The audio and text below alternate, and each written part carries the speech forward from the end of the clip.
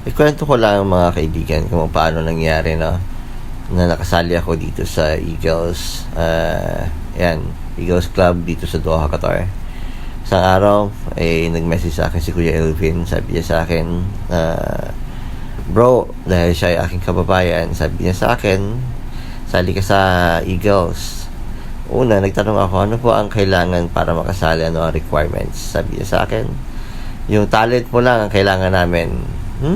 Kung sa talent, yun, medyo pwede kasi kung sa itsura, wala. So, kung sa financial naman, wala din kasi hindi naman tayo ganun kayaman. Pero nung sinabi niya sa akin, tinanong ko siya, ano ba yung Eagles na yan? So, ang sinabi niya sa akin, Eagles is more on community service.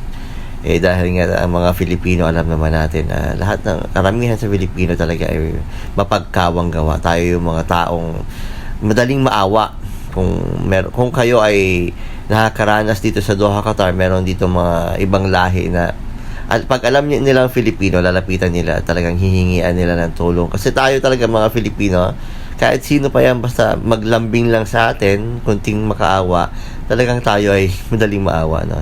Madali tayong bumigay. So, naisip ko, maganda nga itong kanilang paplano, no? So, pinag-isipan ko rin ng mga ilang araw at yun na nga mga kaibigan na desisyonan kong sumali dito sa Eagles Club kasi nga sa kanilang sinabi na more on community service.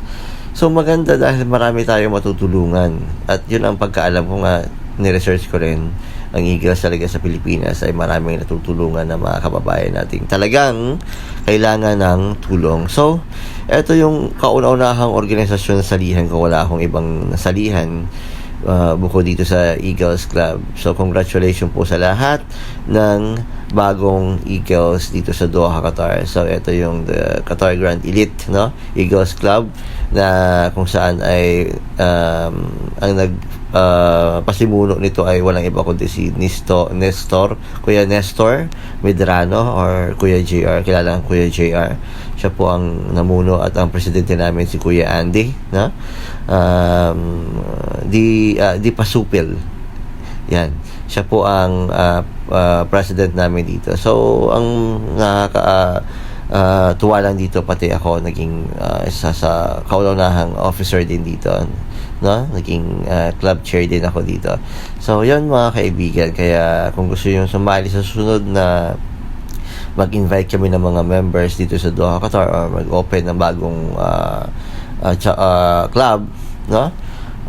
Yun, sana ay mag-join kayo at marami tayong matulungan mga kababayan dito sa Doha or saan masulok ng mundo.